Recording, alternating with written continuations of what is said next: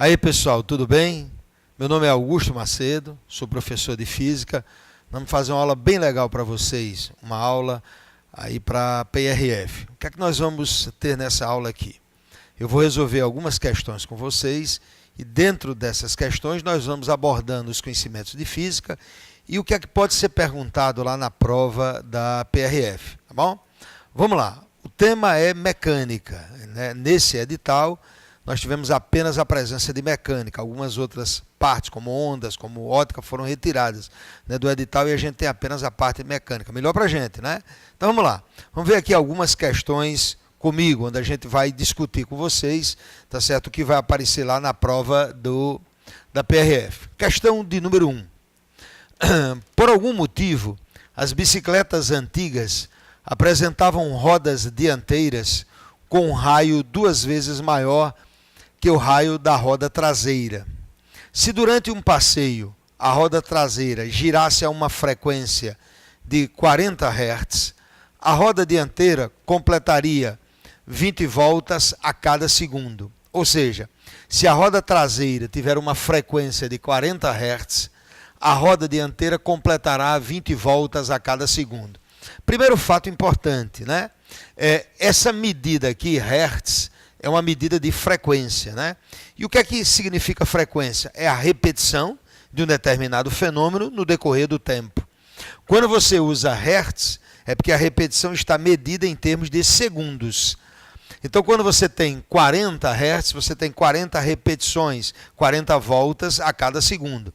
Uma outra unidade bem interessante de frequência é o RPM, rotação por minuto. Inclusive tem uma relação interessante entre elas, né? Quando você tem 60 rotações por minuto, você tem 1 Hz. Por quê, hein, professor? Porque se você completa 60 rotações por minuto, 1 minuto tem 60 segundos. Então são 60 rotações em 60 segundos, ou seja, uma rotação por segundo. E uma rotação por segundo a gente chama de quê? Chama de Hertz, né? Então uma observaçãozinha interessante. Isso aqui, tá certo? Também é uma medida de frequência. Isso aqui também é Hertz, né? 20 voltas a cada segundo, na verdade, quer dizer 20 Hertz. Volta, repetição por segundo, a gente chama de Hertz. Então aqui, ó, o que é que a gente conclui? Como é que a gente pode ler isso aqui? Se durante um passeio a roda traseira girasse a uma frequência de 40 Hz, se essa roda completasse 40 voltas por segundo, essa aqui completaria 20 voltas a cada segundo. Teria uma frequência de 20 Hz. Será que isso é verdade ou não? Primeiro vamos usar a nossa intuição, antes da gente fazer a conta. Pense um pouquinho comigo e me diga, se eu coloco essa bicicleta para se movimentar sem deslizar, né? Porque deslizando ela pode se mover e a roda está parada, né? Imaginando sem deslizar. Me diga uma coisa, vocês acham que quem é que executa o maior número de rotações? Acertaram. É a pequena mesmo, né? Enquanto essa aqui dá uma volta, pode ter certeza que a pequenininha tem que dar mais de uma volta.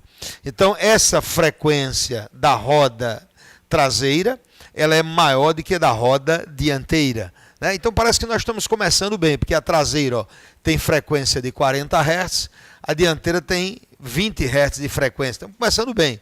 Realmente isso aqui tem uma magnitude maior do que isso em termos de frequência. Mas vem a pergunta, professor, e como é que eu vou estabelecer aí uma relação? Muito fácil. O que nós temos aqui é uma relação inversa. A menor, certo? Ela executa mais rotações. E a maior executa menos rotações. Tem uma relação inversa com o raio. Aquela que tem um raio maior, ela gira menos em termos de número de rotação. E aquela que tem um raio menor, ela gira o quê? Gira mais. Agora, uma pergunta interessante.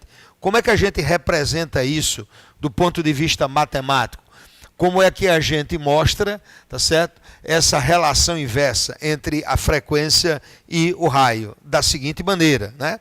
Nós temos a seguinte situação aqui, ó, que é a resolução da questão. Né, ó, eu chamei de 1, por exemplo, a roda menor, né? E 2, a roda maior.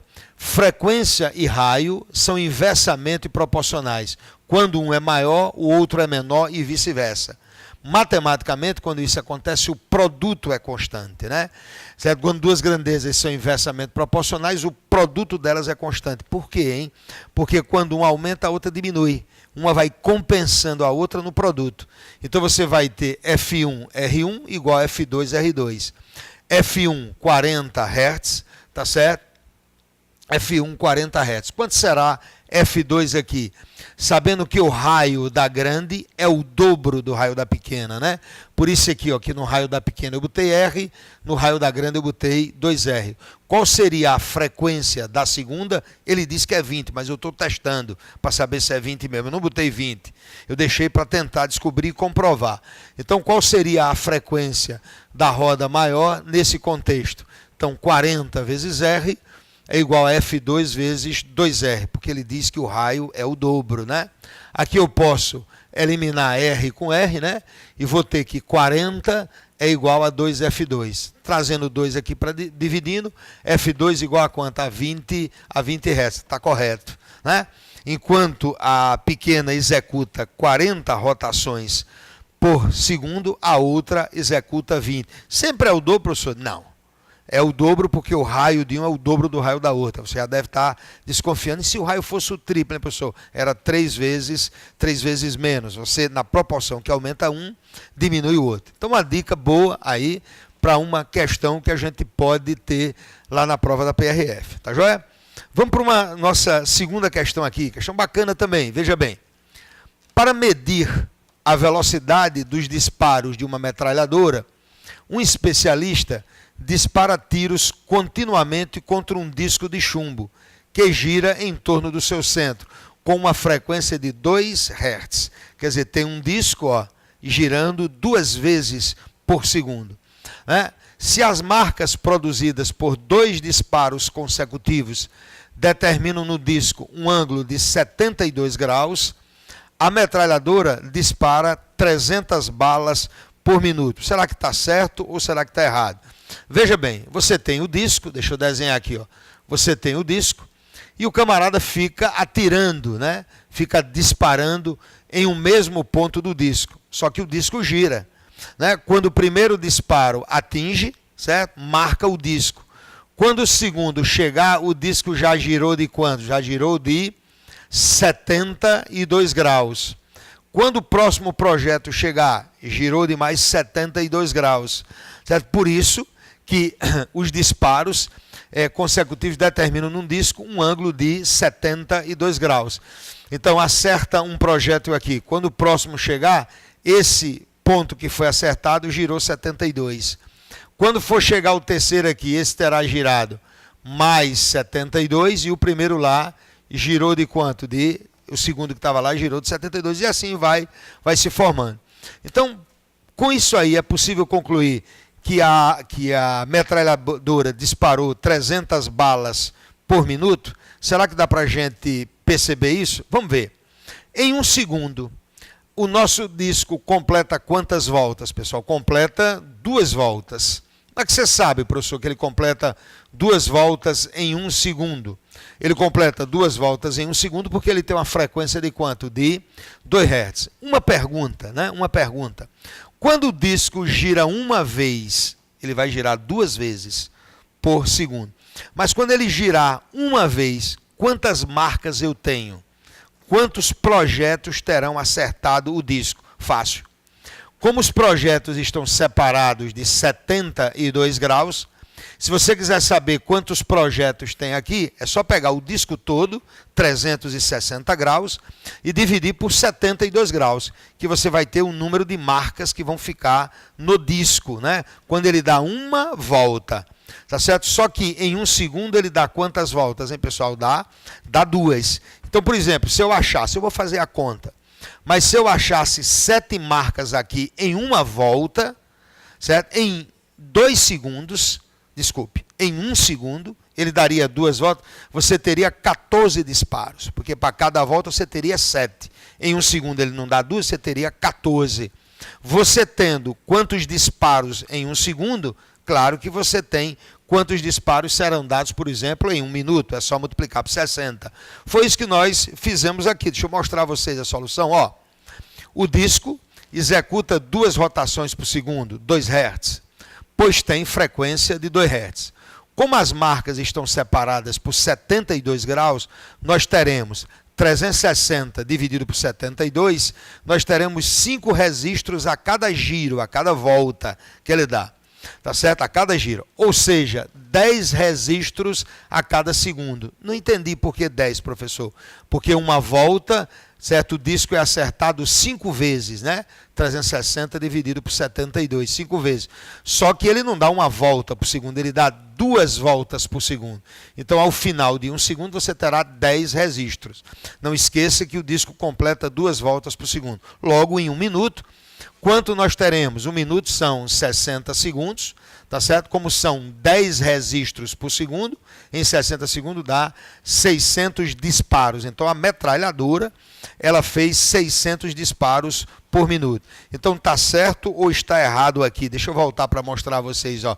Está errado, porque ele está falando, enquanto aqui o pessoal está falando em 300. E, na verdade, são 600. Então, 2 está errado. Questão bacana também. Vamos para a terceira. Terceira, a gente escolheu um tema aqui legal, né? As lombadas eletrônicas, né? As lombadas eletrônicas. Eles dizem assim, ele diz aqui assim: as lombadas eletrônicas funcionam basicamente da seguinte forma: a passagem do veículo é registrada por circuitos sensores colocados no plano de movimento do carro, na pista onde o carro vai passar. Ao se deslocar entre o primeiro e o segundo sensores, mede-se o tempo de deslocamento do automóvel e calcula-se a sua velocidade pela expressão deslocamento sobre tempo. Se essa velocidade estiver acima do limite permitido no trecho, o sistema calcula um novo valor, recalcula isso, né? Agora, entre a passagem do segundo e do terceiro sensores, para confirmar o excesso de velocidade. Né? O que é que acontece? Você tem o carro aqui, ó, pessoal, o carro em movimento, tá certo? Nessa estrada, nessa rua, nessa rodovia, o limite aqui é de 60 km por hora. Então, nós temos aqui 3 sensores, né? Esses sensores, eles registram a passagem do carro. Quando o carro passa por essa posição, é feito um registro. Quando ele passa por essa segunda posição, é feito um segundo registro. Um registro de tempo, certo? Determina-se o tempo que o carro vai dessa posição para essa. Pega-se essa distância, que é fixa, que foi feita no solo, e divide-se por esse intervalo de tempo. E tem-se a velocidade do carro. Se essa velocidade for superior ao limite permitido, e nesse caso vai ser 60 km por hora, certo? É feito novamente uma outra medida aqui. Toma-se, tá certo, a passagem do carro por essa posição e por essa, mede-se esse intervalo de tempo e, mais uma vez, divide-se essa distância pelo tempo, na tentativa de confirmar se houve ou não o excesso de velocidade. É uma precaução. Tem lombada que só tem os 2 mesmo. Passou a primeira vez, mediu, acabou-se. Essa aqui não, já é mais sofisticada. Ela faz uma primeira medida e depois ela faz uma confirmação. Agora veja bem, divide, pessoal, o deslocamento, a distância entre um sensor e outro, pelo intervalo de tempo, numa primeira medida e numa segunda medida. Vamos ver a pergunta, ou as perguntas que são feitas aqui para a gente. Opa, desculpe. Né? Estava aqui a pergunta, né? Suponha que no trecho representado o limite de velocidade seja de 60 km por hora. A velocidade medida pela lombada eletrônica é a velocidade instantânea do carro. É uma pergunta técnica, qualitativa. Ele está perguntando se a lombada eletrônica mede a velocidade instantânea do carro. Opa! O que é velocidade instantânea? É aquela velocidade medida pelo velocímetro do carro. É a velocidade que você tem a cada momento, a cada instante. A lombada eletrônica não mede essa velocidade. É por isso que, às vezes, tem um descompasso entre o que você vê lá no velocímetro e o que aparece no registro da lombada. Os números são diferentes, porque, na verdade, a lombada não mede a velocidade instantânea. O que é que a lombada mede? Mede a velocidade média. Na hora que você divide a distância pelo tempo, o espaço percorrido pelo tempo que você tem é velocidade média. É velocidade média. A velocidade instantânea é um pouquinho diferente. É aquela que você tem a cada instante. A velocidade média é uma média dessas velocidades que a gente teve nesse trecho. Então isso aí está errado. Tá certo? Ele está perguntando se a velocidade medida, né, pela lombada é uma velocidade instantânea. Não. A expressão usada para o cálculo produz a velocidade média. Média. Então está errado o que está dito aí. Certo? Está errado. Professor, por isso que tem um descompasso. Né? Você olha para o seu carro aqui, está 46 km por hora. Você olha lá, está 47, 45, 48, porque lá é a velocidade média. E a que você está vendo aqui é a velocidade o quê, hein? Instantânea. Existe como medir velocidade instantânea? Existe, mas não é a lombada eletrônica que faz isso. Quem faz isso é o radar. O radar ele mede a velocidade instantânea. Ele não divide distância por tempo, não. Ele pega a velocidade mesmo que o cara tem através de um fenômeno físico lá e consegue fazer a leitura. Mas lombada eletrônica mede velocidade média, tá certo? Não é que você tem a cada momento, a cada instante. Ele pergunta, com relação à questão anterior, as duas primeiras faixas estão separadas por 3 metros. E o carro avança de uma para a outra em 0,2 segundos. O carro excedeu o limite de velocidade estabelecido para o trecho, o limite é 60 km por hora. Vocês viram lá na figura, né, que eu mostrei. Será que houve o carro em movimento? Será que ele excedeu o limite de velocidade? Fácil. Só a gente calcular a velocidade aí, ó. Velocidade é deslocamento sobre tempo. Ele deslocou 3 metros, né? 3 metros em 0,2 segundos. Né? Completando aqui as casas decimais, fica 30 sobre 2, dá 15 metros por segundo. Eu trouxe para quilômetros por hora. Como é que faz, professor? Multiplica por 3,6, isso aí vocês sabem. Se a gente tiver em metros por segundo, a gente multiplica por 3,6 para chegar a quilômetros por hora. Então está certo ou está errado o que ele disse aí? Está errado. Porque ele disse, na questão que o camarada, ele afirmou aqui no final, ele afirmou aqui no final, ó, que o carro excedeu o limite de velocidade estabelecido para o trecho. Ele não excedeu. A velocidade dele é de 54 km por hora nessa situação. Por isso que essa questão seria o que, Augusto? Seria errado. Vamos ver mais uma aqui, outra bacana também, questão legal. Ele diz assim, gotas pingam do telhado separados por intervalos de tempos iguais, certo? 0 iguais a 0,4 segundos. Desprezando a resistência do ar e tomando G como 10 metros por segundo ao quadrado, a distância vertical entre a segunda e a primeira gota, quando esta toca no solo, é 2,4 metros. Vamos lá, tá certo? Primeira coisa importante que a gente precisa dizer aqui, certo? Primeira coisa importante que a gente precisa dizer aqui é que essa aqui é a primeira gota. Né? Essa aqui é a primeira gota. Essa é a segunda e essa é a terceira gota. Essa vai na frente, né? Ela começou a cair, vai se adiantando. Depois veio uma segunda, depois veio uma terceira. Ele diz que o intervalo de tempo entre duas gotas consecutivas é de 0,4 segundos. Né? A primeira começa a cair, 0,4 segundos vem a segunda. 0,4 segundos vem a terceira, 0,4 segundos vem a quarta. Mas aí só estão representadas essas. Professor, estou achando estranho aqui uma coisa. Né? Se essas gotinhas elas estão separadas pelo mesmo intervalo de tempo, por que é que as distâncias elas são diferentes? Por que é que você tem distâncias diferentes? Pelo seguinte, é porque quem sai na frente vai ficando mais rápido. Por quê, Augusto? Porque a gravidade vai atuando, né? A gravidade que a gente vai assumir na questão como sendo 10 metros por segundo ao quadrado. Então, quem parte primeiro vai ficando mais rápido, vai ganhando velocidade devido à ação da gravidade. Então, por exemplo, nessa figura, é por isso que essa gotinha, a primeira, se adianta mais em relação à segunda que a segunda em relação à terceira. Isso não aconteceria se fosse um movimento uniforme, né? Se todo mundo tivesse a mesma velocidade. Então os caras estariam andando no mesmo ritmo. Então eles guardariam sempre a mesma distância. Mas essa aqui ela se adianta em relação à segunda, a primeira se adianta. Por quê? Porque ela já está sob o efeito do campo gravitacional há mais tempo. Dica para vocês. duas dicas legais, aliás, 3 dicas legais. Primeiro, lançamento vertical para cima, no vácuo, sem resistência do ar. Quando você joga um objeto para cima, duas coisas interessantes a se determinar: a altura máxima que ele sobe, tá certo? E o tempo de subida, tá certo? Em quanto tempo ele alcança aquela posição máxima dele. Não esqueça, eu vou colocar aqui ao lado, certo? Dessas formulazinhas particulares aqui, ó, tempo de subida, né? Tempo de subida é V0 sobre G, onde V0 é a velocidade inicial. A altura máxima que ele atinge quando é lançado para cima, V0 ao quadrado sobre 2G. Fórmulas que são muito conhecidas dos alunos. V0 é a velocidade inicial e G é o módulo da aceleração da gravidade.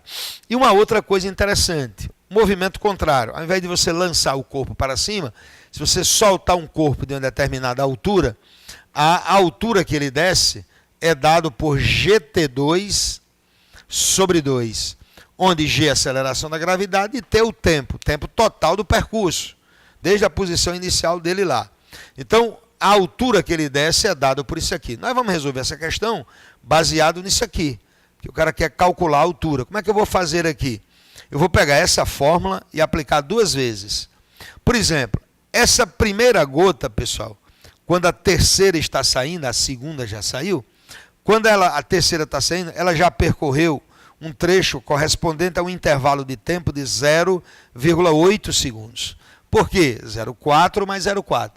Então, para saber quanto essa desceu, eu vou pegar esse intervalo de tempo total, 0,8, vou colocar aqui, ó, com G igual a 10. E para descobrir quanto foi que essa aqui percorreu, certo? Dessa posição para essa, 0,4 segundos, vou usar a mesma fórmula. Só que eu vou usar com 0,4 aqui. Vou descobrir quanto andou uma ao todo, quanto andou a outra aqui. Ele quer essa distância. Claro que vai ser a diferença, porque eu vou calcular isso e vou calcular isso aqui. Isso que eu quero é a diferença. E é exatamente isso que a gente vai mostrar aí para vocês. Agora, um detalhe, né, que eu esqueci de falar aqui. Essas duas fórmulas aqui, ó, elas estão associadas ao movimento de subida, né? Tempo de subida e a altura máxima, né? Quando você lança um objeto, não esqueça disso. Quando você lança um objeto verticalmente para cima, na posição mais alta que ele atinge, a velocidade dele é momentaneamente 0. Por quê, Augusto? Porque ele para de subir para começar o quê? Para começar a descer. Então, no ponto mais alto, a velocidade dele naquele momento é igual a 0. Um fatozinho importante aí para a gente. Vamos ver a solução que nós fizemos, utilizando exatamente as fórmulas aí, como a gente disse a vocês. Ó, a primeira gota chegará ao solo em 0,8 segundos. 0,4 mais 0,4. Terá percorrido, ó, eu peguei essa fórmula, fiz G igual a 10, H igual a 0,8, né, dá 0,64, 6,4, dividido por 2, vocês confiram essas contas, por favor, dá 3,2. Então, a primeira gota desceu 3,2 metros. A segunda gota, né, só desceu 0,4 segundos, mas é a mesma expressão, só que tomando T como 0,4. Isso aqui fica 0,16 vezes 10, 1,6. Dividido por 2, 0,8. Então, uma terá andado 3,2 e a outra terá andado 0,8. Qual é a distância entre elas? Exatamente isso aqui, não? Uma andou 3,2, essa aqui andou 3,2 e essa andou 0,8. Como eu quero essa distância, 2,4. Está correto o que ele me disse aí, ó. A distância entre elas é de 2,4 metros. Por isso que uma questão como essa, nós marcaríamos certo. Nossa intenção nessa questão era recordar com vocês essas expressões que a gente tem. Isso aqui para o movimento de subida, isso aqui para o movimento de quem, pessoal? De descida. Beleza? Questão número 6. Questão bacana, viu? Uma questão muito interessante, que a gente tem várias possibilidades, várias variáveis aqui, certo? Que é muito interessante. Ele diz assim, ó, um motorista a 50 metros de um semáforo, de um sinal, né, percebe a luz mudar de verde para amarelo. O gráfico mostra a variação da velocidade do carro em função do tempo a partir desse instante, quando ele, né, olha para o semáforo. Com base nos dados indicados no gráfico, pode-se afirmar que o motorista para 5 metros depois do semáforo, né, com base no que está mostrado aí, a gente tira essa conclusão. Será que a gente tira essa conclusão? Vamos analisar aqui o gráfico, né? A gente buscou algumas questões para recordar os conceitos de física ligadas a coisas do trânsito, né? A gente falou lá, né, na história da lombada eletrônica, né, para associar as coisas com vocês. Aqui também. Deixa eu fazer uma leitura aqui legal para vocês. Olha, o que é que esse gráfico está dizendo? Que o camarada vinha com uma velocidade de 20 metros por segundo, que são 72 km por hora. 72 km por hora. E o que é que acontece? Ele vê um sinal, né, passando do verde para o amarelo e ele resolve parar o carro, né, para não ultrapassar o semáforo. Então o que é que acontece? Ele aciona os freios. Isso aqui reflete exatamente aqui, ó. Ele, tá certo? Freando aqui, ó, ele perdendo velocidade, né, até ele parar, ó, velocidade igual a zero. Agora, esse trecho caracteriza bem a redução de velocidade dele. Ele está perdendo velocidade aqui no decorrer de quem? Do tempo. Agora, professor, isso aqui, essa velocidade constante aqui, esse é um problema. Que problema nós temos aí? É o seguinte. Quando você vê algum obstáculo, alguma dificuldade, pessoal, que você precisa pisar no freio do carro, você não faz isso instantaneamente. Você vê o obstáculo, tá certo, a dificuldade, o problema, e vai acionar os freios. Há um tempo de reação entre o que você vê e a ação que efetivamente você executa, que é pisar nos freios. Durante esse intervalo de tempo, tá certo, o carro segue em movimento. Pela primeira lei de Newton, todo o corpo em movimento tende a permanecer em movimento. Então, durante esse seu tempo de reação, tá certo, o carro ele viaja com velocidade praticamente o quê? Constante. O que é que acontece? Se nós tivermos com sono, se nós tivermos bebido, estivermos muito cansado, né, fazendo outra coisa a não ser olhar, né, para a estrada, mexendo no celular, o que é que vai acontecer? Nós vamos alongar esse tempo de reação, ou seja, o carro vai andar mais sem que você o quê, pessoal? Pise no freio. Esse é um grande problema. É um grande problema. Esse tempo de reação, ele existe, pode ser pequeno, se você estiver bem, estiver fisicamente, né, perfeito, então você reage rápido, mas se não, você vai prolongar isso, você pode causar um acidente por conta disso, porque o freio não é acionado instantaneamente. Ele quer saber aqui, onde é que o nosso amigo para o carro, né? O semáforo está a 50 metros, ele está dizendo que vai parar 5 metros depois do semáforo, vai passar do semáforo. Como é que a gente vai descobrir isso? Calculando quanto o cara andou durante esse processo de reação para frear e durante a frenagem. O que é que ocorre aqui? Ah, professor, eu preciso caracterizar os movimentos, né, pegar as equações? Não. Quando você tem gráfico de velocidade em função do tempo, não esqueça, a área desse gráfico, ela sempre representa o número de metros, de quilômetros que o cara está se deslocando. Então aqui para você saber quanto ele está se deslocando, basta você, tá certo? Basta você determinar essa área sob o gráfico aqui. Essa figura é um trapézio. É um trapézio, ó. Tem uma base menor, que é 5. Tem uma base menor, que eu digo é maior, desculpe. Tem uma base maior, que é 5. Uma base menor, que é 0,5. E tem uma altura, que é 20. Eu posso calcular essa área direta. Também poderia, né, calcular essa área aqui separadamente, que é um retângulo, né, e calcular essa área, que é um triângulo aqui. Por exemplo, certo? Eu tenho uma solução aqui calculando a área toda, né? Mas se você quisesse calcular por partes aqui, ó o que queria acontecer aqui, você poderia determinar a área desse retângulo. Aqui, ó, tá certo? Você tem base vezes a altura nesse retângulo. A base é 0,5, a altura é 20. Então você tem 10 metros aqui, ó. Tá certo? Você tem 10 metros. Aqui você tem um triângulo, ó. Triângulo, né? A área de um triângulo base, a base é 4,5. 4,5 aqui. Porque é de 0,5 a 5. 4,5 vezes a altura, que é 20. 4,5 vezes 20 dá 90. Dividido por 2, essa área é 45. Então ele passou 10 metros só para pisar no freio. Oh, problema, né? E aqui, pessoal, o que é que acontece? Foi durante a frenagem. Durante a frenagem você teve 45 metros. Total, 55 metros. Realmente ele vai passar 5 do semáforo, porque o semáforo está a 50, né? E o que é que vai acontecer? Você vai precisar de 55 metros para parar. Só que a solução que nós colocamos, calculamos essa área toda. Aqui eu estou fazendo a separação.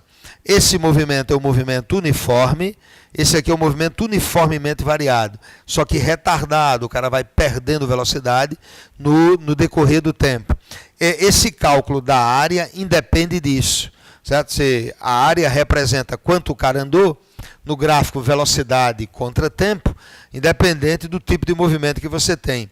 Se você der uma olhadinha aqui, deixa eu mostrar para vocês, se nós dermos uma olhadinha aqui, deixa eu apagar, a gente já viu que é 55, que a afirmativa está correta. Olha aqui, ó, a solução que a gente colocou. Calculando a área sobre o gráfico, teremos ΔX igual, né, ó, base maior mais base menor. Base maior é 5, base menor é 0,5, vezes a altura, que é 20, né, dividido por 2. Ele andou 55 metros, parou 5 depois do sinal, porque o semáforo estava a 5 metros. Tranquilo? Questão seria certo aí para a gente marcar. Questão legal também. Ó, um barco em águas paradas desenvolve uma velocidade U. O rio cuja correnteza tem velocidade V, em um rio cuja correnteza tem velocidade V, paralela às margens. Então tem um barco que em relação às águas consegue desenvolver uma velocidade U, quando as águas estão paradas. E tem um rio que tem uma correnteza de velocidade V, paralela às margens. Se o barco desce o rio com velocidade de 7 metros por segundo em relação às margens e sobe o rio com velocidade de 1 metro por segundo também em relação às margens, o valor da expressão raiz quadrada de U2 mais V2 é 5 metros por segundo. Detalhe, vamos perceber aqui, certo? Quando ele desce, a velocidade é maior. Quando ele sobe, a velocidade é menor. O que é que acontece aí, Augusto? Na verdade, descer o rio significa você se deslocar no sentido da correnteza. Então você tem uma velocidade do barco que é U, e essa velocidade ela é acrescida de V, quando ele está descendo. Ó. Por isso que você tem um valor maior. Agora, para subir o rio, não. Para subir o rio, o barco tem que vencer a correnteza, tem que ter uma velocidade maior. Né? Por isso que fica ó, esse valor aqui menor, porque aqui você adiciona as velocidades, né? Uma mais a outra. Né? Aqui você tem uma menos a outra. Você tem a velocidade do barco, mas contra a correnteza. Né? Por isso que a solução da questão seria a seguinte, vamos ver aqui como foi que nós colocamos a solução. Ó, quando ele desce, velocidade do barco é acrescida da velocidade da correnteza, né? No mesmo sentido, certo? Quando ele sobe, não, aí é contra a correnteza, a velocidade do barco menos a da correnteza. Isso aqui é um sistema bem simples de resolver. Nós resolvemos como? Nós somamos as duas equações. Por que é que você fez isso, hein, professor? Porque eu percebi que aqui eu tenho mais V e aqui eu tenho menos V. Eu cortei isso aqui com isso e fiquei com 2U. 2U igual a 8, né? Porque é 7 mais 1. Passei o 2 dividindo, U igual a 4 metros por segundo. Se U é 4, o V é quanto? É 3. Por quê, professor? Porque se você botar 4 aqui, qual é o número que somado com ele gera 7? É 3. Se você botar 4 aqui, qual é o número que subtraído dele gera 1? Né? Então você tem U igual a 4 e V igual a 3. Quer dizer, o barco tem, em relação às águas paradas, uma velocidade de 4 metros por segundo. Enquanto a correnteza tem uma velocidade de 3 metros por segundo. Ele quer saber quanto é o valor, né, da raiz quadrada de U2 mais V2. É só jogar aqui, né? U tem módulo 4, isso aqui fica 16. V tem módulo 3, isso aqui fica 9. 16 mais 9, 25. Raiz de 25 é quanto, hein? É 5. Parece que é essa afirmativa que ele faz, né? Ó, ele diz lá, ó, tá certo? Opa, ele diz lá, corrigindo aqui, ó. A raiz quadrada de U2 mais V2 é igual a 5 metros por segundo. Por isso que está o quê? Está correto aí. Então essa 7 seria certo também. Questão bacana, viu? Né? O cara desceu um rio, subiu um rio, fica ligado aí, tá bom? Essa 8, né? Essa 8. Uma questão teórica, né? eu coloquei aqui porque eu quero, né, passar um pequeno resumo para vocês e algumas coisas interessantes que podem ser perguntadas na prova, né? E assim, a gente pode errar uma coisa boba, né? O que é? Ele diz assim, ó, a terceira lei de Newton assegura que toda a ação corresponde a uma reação contrária de mesmo valor, porém de sentido oposto, coincidíssimo. A toda ação nós temos contrária e de mesmo valor uma reação, correto. O peso de um corpo e a força normal de reação do apoio sobre o corpo formam um par de ação e reação. Vamos ao meu caso aqui, eu estou em pé aqui, ó, certo? Em cima de um tablado, em cima de um piso aqui. O meu peso me puxa para baixo, certo? Me puxa para baixo. E o tablado não me deixa, né, descer, me sustenta, fazendo uma força contrária ao peso, chamada de força o quê? De força normal. Uma equilibra a outra nessa condição, né? Uma tem um sentido, outra tem sentido oposto, o meu valor equilibra e eu fico aqui em equilíbrio, né? Paradinho, o peso equilibrando a normal. Ou seja, eu tenho um par de ação e reação. Não. Isso que está escrito aqui está errado. É errado, professor? Quer dizer que o peso e a normal não formam par de ação e reação? Não formam. Por quê, Augusto? Nós temos 3 leis. Deixa eu comentar aqui as 3 leis de Newton. Primeira lei é o princípio da inércia, que diz que todo corpo em repouso ou em movimento tende a permanecer nesses estados. Quem está em repouso tende a permanecer em repouso. Quem está em movimento tende a permanecer em movimento retilíneo uniforme. Certo? Essa característica da matéria é chamada de quê? De inércia. Por isso que a primeira lei de Newton é chamada de princípio da inércia. A segunda lei de Newton, que nós vamos usar em algumas questões, dentro em breve, ela diz que a força resultante sobre um corpo material é o produto de quem, pessoal? Da sua massa, por quem? Pela aceleração. Força resultante é massa vezes aceleração. Daqui a pouco a gente vai tratar de algumas questões sobre isso. E a terceira lei de Newton é o princípio da ação e reação. Só que tem um problema. Qual é o problema? Ó, você tem 2 corpos, A e B. Se A faz uma ação em B, B reage. Mas B reage sobre A. Ninguém reage sobre si mesmo.